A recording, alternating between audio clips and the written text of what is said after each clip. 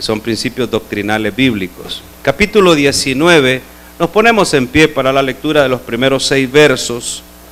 Capítulo 19 del Evangelio de Juan, versos del 1 al 6. Y luego leemos el 22. ¿Lo tenemos?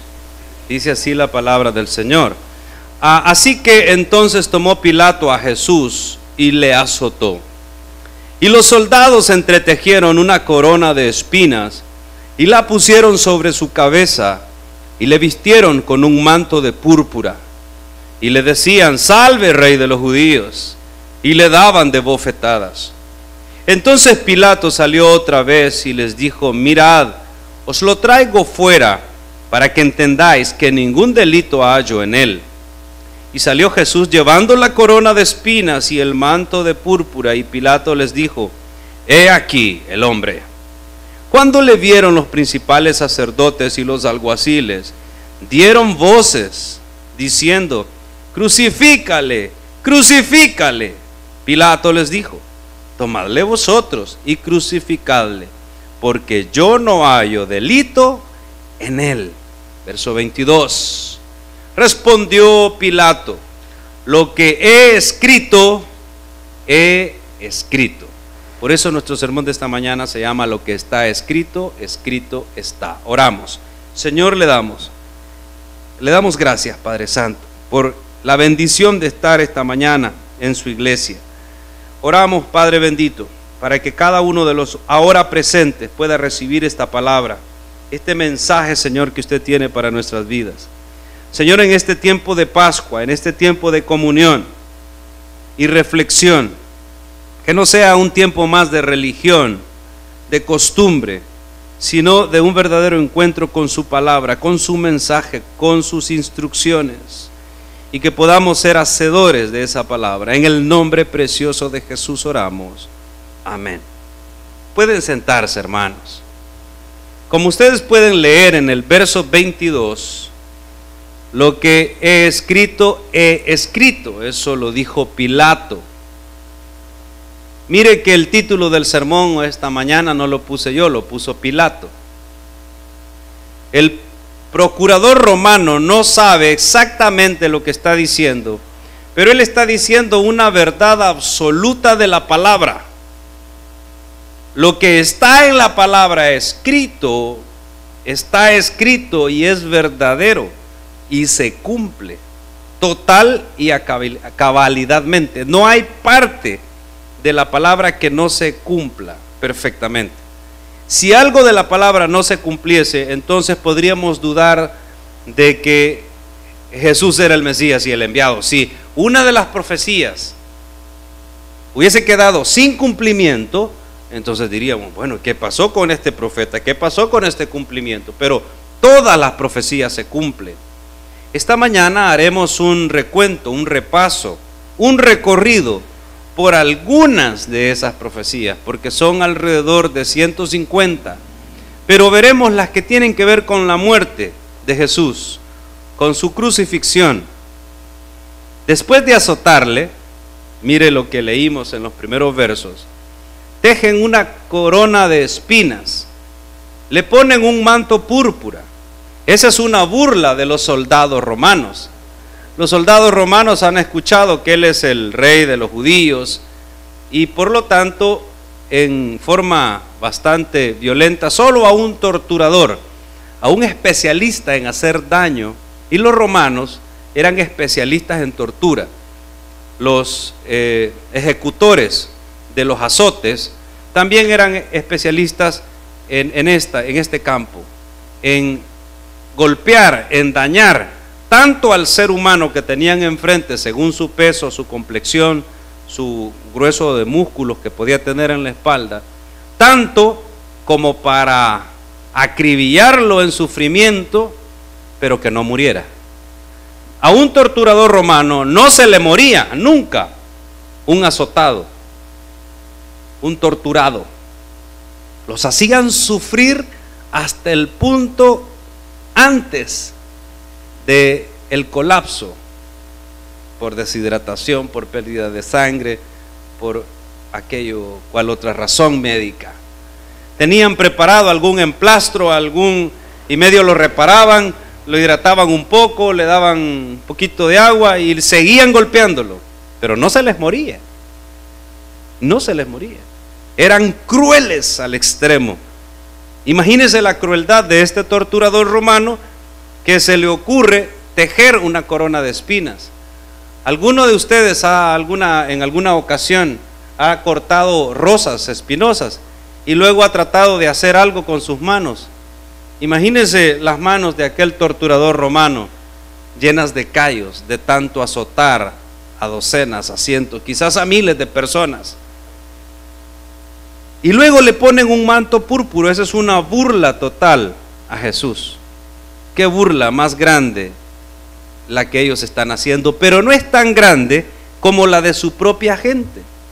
Los judíos, su gente, su raza, su nación, ellos se han burlado más del Señor porque han elegido un malhechor en vez de Jesús.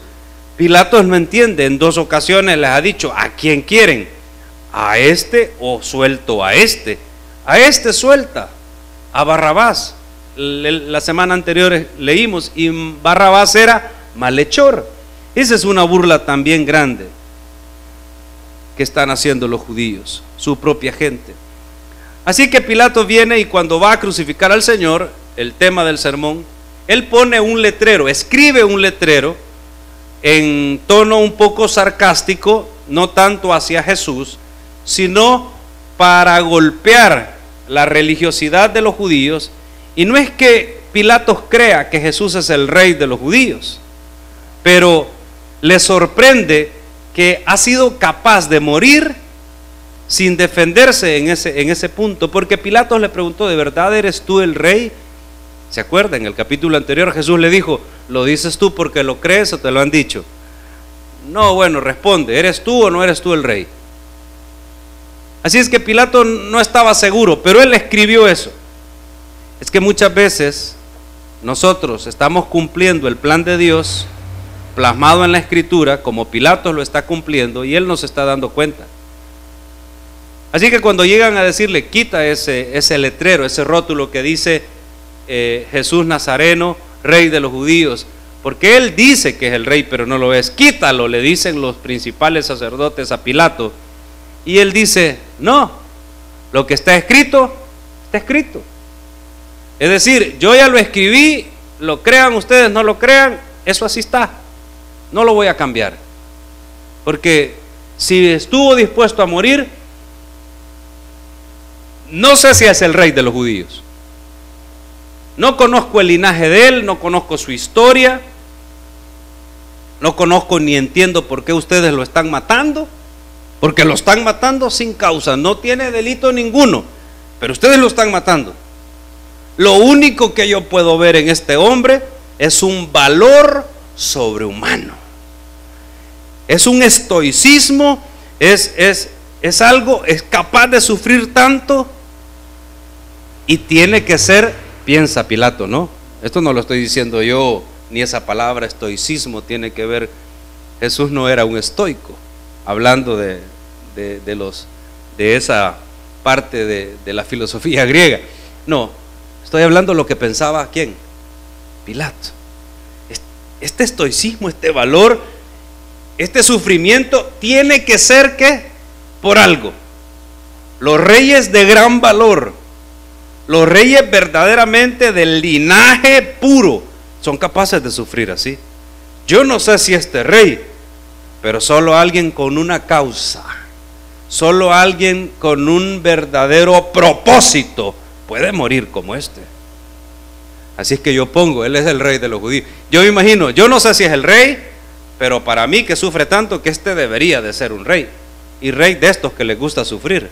Es que a los judíos les gustaba sufrir. Los judíos estaban a cada rato levantándose contra Roma. Roma es inmenso en poderío, en imperio. Y los judíos tienen 200 años, 150 años de estarse levantando en revueltas y son aplastados. Una y otra vez son aplastados por los romanos. Un día se levantaron 1000, otro día 4000, otro día 10,000. No importa, son aplastados. En el año 70 Jerusalén iba a ser, ¿qué, hermano? Destruida totalmente. En el año 70 después de Jesús, la ciudad iba a ser destruida totalmente. En el año 100 iban a levantarse de nuevo y son aplastados. Hasta que los romanos le cambian el nombre a Jerusalén. Y le cambian el nombre a la tierra de Israel y a la tierra de Canaán. Y le ponen tierra de filisteos o Filistina. Hoy día en la derivación del idioma, tierra de Palestina. Pero esa fue una tortura de los romanos contra el pueblo de Israel para que ellos se sintieran más ofendidos. Porque ¿quién era el enemigo histórico de los israelitas? Sino los filisteos. De ahí viene el nombre tierra de Palestina, no tiene nada que ver con algo actual. Siempre fue tierra de Canaán y tierra de Israel, no otro nombre. Así es que los romanos y Pilato está cumpliendo el plan de Dios. Nosotros, hermanos, también muchas veces estamos cumpliendo el plan de Dios y no lo sabemos, no nos damos cuenta, a veces no entendemos. ¿Usted conoce a alguien que está en este momento en la playa? ¿A alguien que le importa poco la iglesia? ¿A alguien que es rebelde en esta hora, en este momento? ¿A alguien que a veces dice yo no quiero y puede estar hablando mal de esta o de cualquier otra iglesia, insultando, blasfemando? Ese pobre no se da cuenta que es como el torturador romano. Ese pobre no se da cuenta que es como el centurión al pie de la cruz. Era un hombre cruel, acaba de ordenar, clávenlo. Lo amarramos, no, clávenlo. Normalmente a los crucificados los amarraban. Pero, hermano, a Jesús lo clavaron. Y pónganle ahí, pues sabían anatomía. Estos romanos malos sabían dónde perforar. Ahí clávenlo, aquí, este punto. Acaba de dar esa orden. Y cuando está en la cruz, él nunca le ha visto el rostro. El centurión nunca ha visto el rostro de Jesús. Él está dando las órdenes, pero cuando está en la cruz, de seguro lo oye hablar con los malhechores. Y Jesús está queriendo salvar a uno de los malhechores, a uno de los ladrones que están con él. Es más, Jesús está en el momento más agónico de su vida, en el momento más difícil de su vida. Jesús le está diciendo a Juan: Juan, te encargo a mi mamá. Le está dando un encargo de amor por su madre. Jesús está pidiendo agua y uno de los torturadores le da vinagre. Cuando Jesús dice consumado es, oh Padre, en tus manos entrego mi espíritu, yo me imagino que el centurión romano en ese momento ve el rostro de Jesús y logra ver un ojo, porque el otro ojo no lo tiene Jesús. El otro ojo está totalmente desfigurado, vaciado, dañado. Esto lo sabemos por la evidencia de los golpes y la tortura. Probablemente solo tiene un ojo el Señor, pero Él ve esa mirada. Cuando Jesús ve al centurión romano, al igual que con Pedro la semana anterior cuando le ha negado 3 veces, Jesús está condenando al centurión romano que ha ordenado que le claven. No, Jesús está, ¿qué, hermano? Perdonando a ese hombre y diciendo: esta sangre también es por vos. Esta sangre también es por vos y por tu familia y por la mitad de Roma que ha de convertirse al cristianismo por medio de esta sangre, de este sufrimiento, porque es el único caudillo que ha muerto, que ha resucitado y que ha atraído tantos seguidores después de tanto tiempo. Este día están celebrando misas a otros caudillos religiosos. Digo religiosos, no a otros. A estos sí son religiosos, hombres. Y a veces recuerdan y veneran y aman tanto la figura de un hombre mártir, porque este es el tiempo en el cual se está celebrando, y se olvidan del verdadero hombre y Dios que murió en la cruz por nuestros pecados y que con su sangre sí nos ha salvado. Estamos haciendo una burla a Jesús cuando celebramos fiestas sin entenderlas. Es una burla a Jesús estar pensando en la canonización, en las cuestiones religiosas, en mártires, cuando la única sangre que verdaderamente vale es la del Señor. Yo sé que hay grandes hombres que han entregado su vida por su causa, pero solo uno fue capaz de perdonarnos los pecados. Y solo uno no causa división verdaderamente en el corazón del individuo. Las divisiones, los pleitos, los conflictos, los causa la iglesia. Los hombres que dirigen la iglesia son los que causan las divisiones y los conflictos. Jesús no. Jesús vino a morir por todo el mundo y para que todo el mundo sea salvo. Así es que el propósito, algunos que hoy están en rebeldía, están haciendo cosas que no entienden, lo están cumpliendo, porque entre más malo es alguien, entre más pecador es alguien, esa sangre de Jesús está buscando a ese individuo, al más perverso, al más malo, para convertirlo.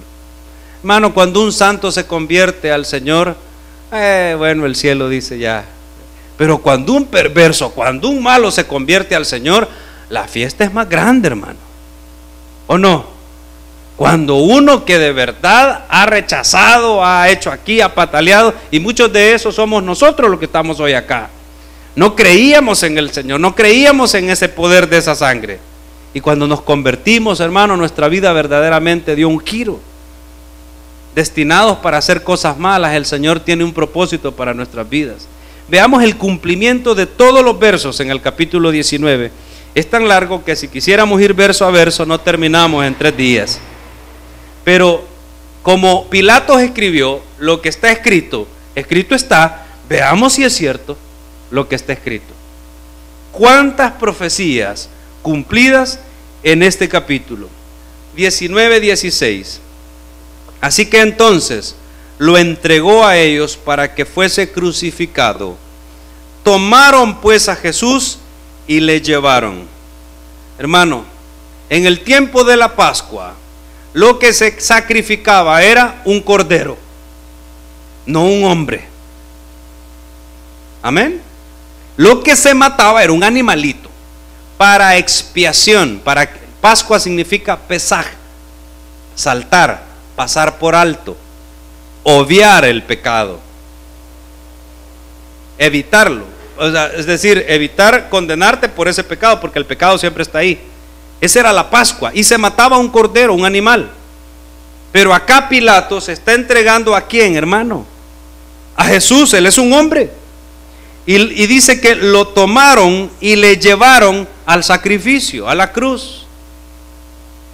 En otras palabras, Él es la ofrenda perfecta por el pecado. Como dice el autor de Hebreos, con un sacrificio, con un derramamiento de sangre, hizo para siempre, o evitó para siempre el pecado, quitó para siempre el pecado. Juan lo había dicho, este es el Cordero de Dios que quitará ¿qué? El pecado del mundo. El Cordero de la Pascua cada año se sacrificaba en la Pascua, en el altar. Ese solo obviaba el pecado, cubría el pecado, pero no lo quitaba.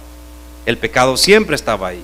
Solo Jesús fue capaz de vencer por medio de su muerte y su resurrección el pecado que nos condenaba. Isaías 53:5. Vamos a usar hoy bastante la Biblia. Isaías 53:5. Ojalá podamos terminar todas. ¿Lo tiene, hermano?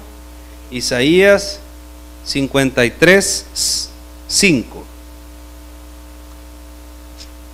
Dice así: mas el herido fue por nuestras.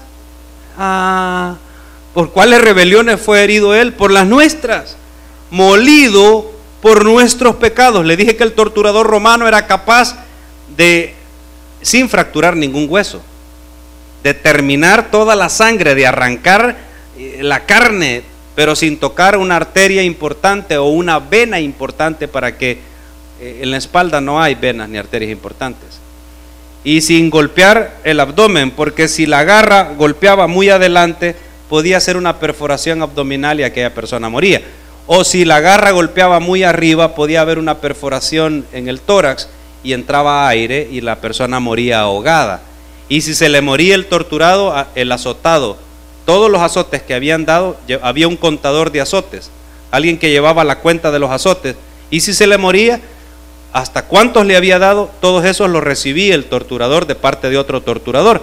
Bueno, se te murió, le había dado 180 azotes, 40 golpes de acá, 20 patadas, te tocan todas a vos, y le daban a él. Así que el torturador romano tenía exquisito cuidado en no dañar, en no matar, perdón, en dañar tanto pero no matar. Jesús fue totalmente molido, probablemente perdió 3 litros de sangre. Increíble la cantidad de sangre que perdió. Isaías 53, ¿qué estaba? 5. Molido por nuestros pecados, el castigo de nuestra paz fue sobre él. Hermano, para que hoy usted tenga paz, seguridad de salvación, él fue castigado. Y por su llaga fuimos nosotros, ¿qué? Curados. Verso 10 del mismo capítulo. Con todo eso, Jehová quiso quebrantarlo, sujetándolo a padecimiento, cuando haya puesto su vida en expiación. ¿Por qué, hermano? Por el pecado. Pero la expiación por el pecado solo era del cordero de la Pascua. Pero acá no es un cordero, sino que es él, el siervo sufriente del Señor. Dice, cuando haya puesto su vida en expiación por el pecado, verá linaje. O sea, cuando el Señor muere, ahí es cuando surge el linaje. Digan, ¿tuvo hijo Jesús? No, pero ¿quién es el linaje de Jesús? La iglesia, nosotros somos el linaje de Jesús. Todos nosotros que hoy somos amigos, siervos, amigos e hijos. Porque Él nos llamó a su familia. Y Él dijo, hoy son adoptados, hoy son parte de mi familia. Por medio de Él, así que somos linaje de Él. Verá linaje. Dice, y vivirá por largos días. Bueno, si va a morir, ¿cómo va a vivir? Es que esta es una profecía también de ¿qué? De la resurrección. Porque vivirá por largos días y la voluntad de Jehová será en su mano prosperada. Ese es Juan 19, 16. Vayamos a Juan 19, 18. No pierdan Juan, por favor. Juan 19, 18 dice, y allí le crucificaron, y con él a otros 2, uno a cada lado. Los otros evangelios dicen que eran malhechores, que eran gente mala, ladrones, asesinos, porque solo ser ladrón no significaba cruz. Ser ladrón y haber matado al que habías robado, eso significaba cruz. Así que aparte de ladrones, esto también eran ¿qué? Eran asesinos. Le crucificaron uno a cada lado y Jesús en medio. Veamos, 19, 18. La cruz fue la herramienta que el Señor usó para que de la simiente de María, Jesús, Él pudiera vencer a Satanás. Génesis 3:15. Esta es la profecía mesiánica más antigua que existe. Es decir, la primera profecía mesiánica es Génesis 3:15. ¿Lo conocen de memoria algunos? Amén, ¿oí? ¿Qué dice? Y pondré enemistad entre ti y la mujer. Dios le está hablando a la serpiente que representa a quién la serpiente, perdón. ¿Ah? A Satanás. Entonces, Dios está hablando y le dice, pondré enemistad entre ti, Satanás, y la mujer. ¿Quién es la mujer?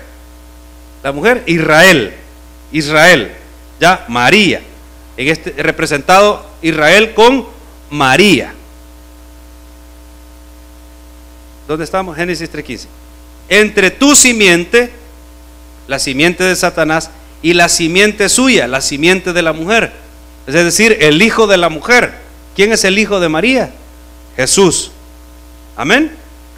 Esta, dice, la simiente de la mujer, te herirá en la cabeza, y tú le herirás el calcañar. ¿Cuál es herida de muerte, hermano? ¿La de la cabeza o la del calcañar? La de la cabeza. Porque el diablo, la simiente del diablo, creyó que en la cruz estaba hiriendo a Jesús. Pero quien está golpeando a la simiente de la serpiente, al diablo, en la cruz es Jesús, porque sufriendo le está golpeando la cabeza a la serpiente. En algunas iglesias pentecostales tienen un canto, un corito bien lindo, que dice, para machacarle la cabeza al diablo. ¿Cómo dice, hermanos? ¿Alguien lo conoce? Para machacarle la cabeza al diablo se necesita el poder de Dios. Y el poder de Dios se ejerció en la cruz. Así que con la cruz, la simiente de la mujer, Jesús le golpeó la cabeza al diablo. Lo venció totalmente. Ahí fue vencido Satanás, en la cruz. Eso lo estaremos estudiando en la campaña de Semana Santa. 19:24. Fue crucificado con 2 malhechores en Isaías 53:12. Isaías 53:12, que fue, pero eso está en otros textos también, que fue crucificado con 2 malhechores. Isaías 53:12, lo voy a buscar rápido. Dice: por tanto yo le daré parte con los grandes, y con los fuertes repartirá despojos, por cuanto derramó su vida hasta la muerte y fue contado con los pecadores. ¿Con quién fue contado, hermano? Crucificado en medio de 2 pecadores. Hoy sí, volvamos a Juan 19:24. No pierda Juan, ya le dije. Leámoslo por favor. ¿Qué dice? Entonces dijeron entre sí: no la apartamos. Están hablando de sus vestidos, están hablando de su túnica especial que María le ha tejido. Es una túnica que cuando el Señor dijo: madre, me voy al ministerio público, María le tejió una túnica especial de una sola costura. Es como cuando alguien teje en lana, una sola costura, no tenía partes adaptadas, era una túnica especial. Entonces ellos dijeron entre sí: no la partamos, porque no podía ser partida, sino que echemos suerte sobre ella, a ver de quién será. Esto fue para que se cumpliese la escritura que dice, ¿qué dice la escritura? En Salmos 22:18, hermano: repartieron entre sí mis vestidos y sobre mi ropa echaron suertes. ¿En dónde está esa profecía? En el Salmo 22:18, y ahí se cumple. Y así lo hicieron los soldados. Juan 19:28. Juan 19:28. Después de esto, sabiendo Jesús que ya todo estaba consumado, dijo: para que la escritura se cumpliese, tengo sed. ¿Y Pilato qué escribió allí en el rótulo, hermano? Jesús rey, Jesús Nazareno, rey de los judíos. Y cuando le dijeron: quita esa escritura, Pilato ¿qué dijo? Lo que está escrito, escrito está. ¿Y qué es lo que está sucediendo, hermano? Verdaderamente lo que Pilato dijo, lo que está escrito está sucediendo como fue escrito. Jesús está diciendo: tengo sed, tengo sed. Salmo 69:21 dice ahí. Salmo 69:21. Vayamos a Salmo 69. Salmo 69:21. ¿Sí? Veamos el 3 primero. Salmo 69:3. Salmo 69:3 y luego el 21. Salmo 69:3 dice: cansado estoy de llamar, mi garganta se ha enronquecido, han desfallecido mis ojos esperando a mi Dios. Hermano, cansado estoy de, ¿qué está diciendo el salmista? De llamar. ¿Quién nos está llamando desde la cruz? Jesús. Está salvando a un pecador, a un malhechor, nos está salvando a nosotros también. Jesús está cansándose de llamarnos, amados hermanos. Y hay algunos tercos, rebeldes, que el Señor los llama. Y dice: no voy a la iglesia. ¿Por qué? Porque me caen mal los curas, son políticos. Bueno, vamos a la otra iglesia. Me caen mal los pastores. ¿Por qué? Son ladrones, se roban los diezmos. Me caen mal los que están como en medio, no, son luteranos o presbiterios, de otras. Me caen mal, ¿por qué? Porque esos no se definen y porque permiten cualquier excusa ponen. Bueno, vayamos al desayuno de hombres del evangelio sin denominación. No, me caen mal porque son chambrosos esos hombres del evangelio incompleto, chambrosos. Bueno, ningún método, ningún medio. Vamos a la campaña pues que han organizado todas las iglesias. Me cae mal el ecumenismo, le cae mal la unión de las iglesias. Cansado está Jesús de llamarlo. Y hay un momento en el cual Jesús ya no llama al pecador. ¿Sabe por qué ya no lo llama? No porque ya no quiera llamarlo, sino porque en la presciencia ya Dios sabe que esa persona no se va a arrepentir y no se puede estar desperdiciando una gota de la sangre del Señor en uno de esos. Un inicuo total, no se puede. Es que el Señor está diciendo en Salmo 69:3, ¿qué está diciendo? Cansado estoy, ¿qué? De llamar. Ahora vayamos al 69:21. Mire cómo le pagan algunos al Señor. 69:21. Me pusieron además hiel, lo más amargo, hermano, que se puede imaginar usted, por comida, y en mi sed me dieron a beber, ¿qué? Vinagre. Vayamos. Tengo sed, dijo el Señor. Verso 29. Y estaba allí una vasija llena de vinagre. Verso 29. Juan 19:29. Y estaba allí una vasija llena de vinagre. Entonces ellos empaparon en vinagre una esponja y poniéndola en hisopo se la acercaron a la boca.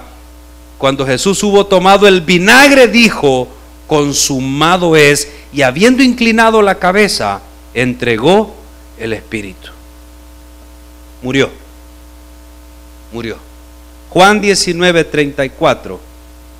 Juan 19:34.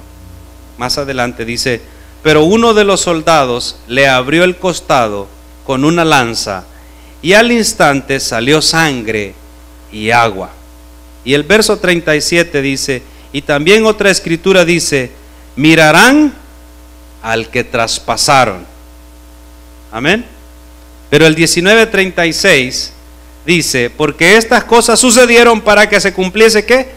La escritura. De nuevo, lo que está escrito, escrito está: no será quebrado hueso suyo. No será quebrado hueso suyo. Salmo 34:20, Éxodo 12:46, Números 9:12. No será quebrado hueso suyo. Pero quiero que nos enfoquemos en la última profecía, 37. Mirarán al que traspasaron. Vayamos a Zacarías 12:10. Zacarías 12:10.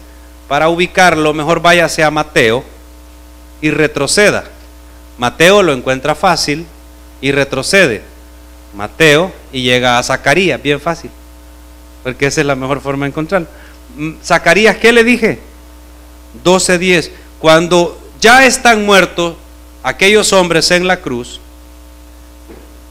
se acercan, o ya ha pasado un par de horas, está anocheciendo, van a ser las 6 de la tarde, el día judío termina a las 6 de la tarde, son las 3 de la tarde, cuando dan la orden: vayan y quiébrenle los huesos, porque cuando se están ahogando por el peso, porque toda la circulación se afecta, y la sangre va quedando en la parte inferior del cuerpo, entonces los crucificados se levantaban y se arqueaban, y cuando se arqueaban respiraban fuerte y lograban que la sangre circulara y se mantenían vivos. Es un mecanismo fisiológico, es un mecanismo de supervivencia que está en el instinto del cuerpo humano. Entonces se levantaban para arquearse y que la sangre circulara. De esa manera les llegaba sangre al cerebro, al corazón. Entonces el soldado romano, cuando ya se aburría de que estuviera haciendo eso el crucificado, llegaban y con una almágana de hierro de 25-30 libras, le quebraban las piernas, le quebraban los huesos de los miembros inferiores. No le pegaban un almaganazo, le pegaban 3 o 4 en cada lugar para hacerle añicos los huesos de ambas piernas. De esa manera el crucificado ya no podía levantarse y caía, y en cuestión de 5, 10, 15 minutos moría ahogado. Era una muerte, la peor muerte que usted se puede imaginar es la cruz. Pero dice la profecía: ningún hueso sería quebrado. Cuando se acercan a Jesús, ven que Él está muerto. Si había recibido una tanda de azotes, si había derramado, dije, 3 litros de sangre en la cruz. Cuando Él ya llega a la cruz, ya no tiene sangre suficiente para sobrevivir, y cuando Él dice consumado es, ahí muere. Así que cuando el soldado llega, le dice al centurión, ¿se acuerda del centurión? Parece que está muerto, y el centurión no sabe, pero tiene que cumplir la palabra de Dios. el centurión tenía que decir: no importa, quiébrale los huesos, no vaya a ser que se esté haciendo el muerto. Pero si le quebraban los huesos, ¿qué pasaba? No se cumplía la palabra y alguien podía agarrarse de ese incumplimiento. Así que el centurión dice: traspásalo. Fíjese, en la quinta costilla, rómpelo. Y de todas maneras, si no está muerto, ahí muere. Pero entre costilla y costilla no le tocaron ni un hueso. Y cuando le rompen el pulmón, como tenía edema agudo, ahí había agua y sangre. Pero esa agua y sangre es la que nos limpia verdaderamente del pecado. Y ahí se está cumpliendo toda la profecía, porque veamos lo que dice Zacarías 12:10. ¿Lo tiene, hermano? Ahí terminamos. Zacarías 12:10 dice: y derramaré sobre la casa de David y sobre los moradores de Jerusalén espíritu de gracia y de oración, y mirarán a mí, a quien traspasaron, y llorarán como se llora por hijo unigénito, afligiéndose por él como quien se aflige por el primogénito. En aquel día habrá gran llanto en Jerusalén, como el llanto de Adadrimón en el valle de Megiddo. Y los únicos que estaban llorando eran María y sus amigas, Juan el discípulo y los otros 12, probablemente 120 de los que le amaban, de los que le seguían por todos lados. Pero no importa, por esos 120 valía la pena morir. 12. Y la tierra lamentará, cada linaje aparte, los descendientes de la casa de David por sí y sus mujeres por sí, los descendientes de la casa de Natán por sí y sus mujeres por sí. 14. Todos los linajes, cada uno por sí y sus mujeres por sí. 13:1. Atención. En aquel tiempo habrá un manantial abierto. Amén. Dice el 10: mirarán al que traspasaron.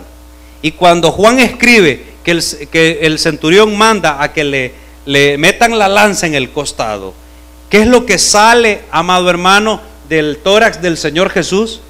Agua y sangre. Lea el 13:1 de nuevo. En aquel tiempo habrá, ¿qué dice? Un manantial abierto. Están hablando del traspasado, ese es el contexto. Para la casa de David y para los habitantes de Jerusalén. ¿Y para qué dice? Para la purificación del pecado y de la inmundicia. Por eso digo que la sangre que sale, que brota del costado del Señor Jesús, es ese manantial de agua y sangre que nos da vida eterna y perdón de pecados. Le damos un aplauso fuerte al Señor. Gloria al Señor. Toda la honra para Jesús. Señor, le damos las gracias en esta mañana por esta palabra preciosa que nos ha regalado. Para darnos